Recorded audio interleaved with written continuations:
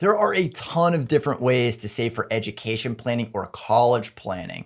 You can use an UPMA, which is a checking or savings or an investment account. The only difference, it's in the child's name, and you as the parent or guardian have the responsibility and oversight on that account. Another way is using a Roth IRA. While the Roth IRA is a retirement vehicle, you can also use a Roth IRA for education planning. That's because anything that you put into a Roth IRA, also called your principal, can be taken out at any time for any reason, regardless of your age, and there will be no taxes or penalties on that. You can also use educational savings bonds, but those have relatively low rates right now. And there's also the 529 plans. You can use either a 529 prepaid plan or you can use the savings plan. Now, a 529 savings plan is the one where you can put that money invested into the market in either stocks or bonds. And there's a laundry list of other ways that you can save for education planning. But I want to talk about one other strategy to make this a little bit easier. But before we do, if this is your first time at our channel or you haven't subscribed, click on the subscribe button at the bottom. My name is Travis Sickle, Certified Financial Planner, helping you reach your financial goals. Now, with any of these types of education accounts or opportunities that I just talked about, you can use one or you can use all of them. But the common theme with all these accounts is to figure out which one benefits you the most. But what if you can get a little boost from family or friends? Well, you can with a 529 gifting. Now, with 529 gifting, a lot of the plans have links that are set up that you can just attach to a birthday or a holiday invite to allow others to make direct contributions into that 529 plan.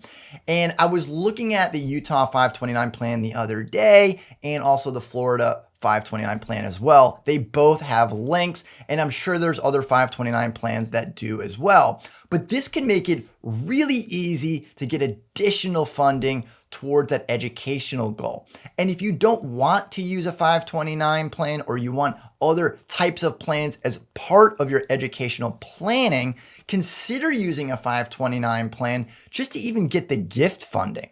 So let me pull it up on the screen and show you what these links look like, just to make this a little bit easier to help with that educational goal. So this is one of the plans that I set up, and this is the Utah 529 plan that I set up for my kids. And you can see here that if I click on any one of their plans, it brings me to the gifting page. And what's so simple about this is you can use this URL link, or you can give them the code for this particular plan, or you can even click on the email, Facebook, or Twitter links, which will automatically populate a post on either your email, Facebook, or Twitter. So let me go ahead and click on the Twitter one, and you can see what that looks like. And you can see it pops right up, and you can see that it already pre-populated and gave the link. So if you wanted to take this link and put it into a invite to your child's next birthday or your beneficiary's next birthday, then somebody can click on this link and make a donation. And what I love about this, it's not giving them the particular information or the account information. So it's really easy just to get a contribution into this 529 plan. Now, if you're looking to make the contribution, this could also make sure that when you're gifting money, it actually goes into the 529 plan and doesn't disappear or turn into something that you didn't want it to be used for. So, and we can also click on this link, and you can see the page that it'll bring you to, and you can either mail it in or you can do this one online. So whichever way is easiest for you in order to make that contribution. And you make the contribution, it can come from your checking or your savings account and will go directly into this type of account. And the maximum gift right now is $15,000 that can be put into any one particular year into this plan. And look at this, it has a gift code.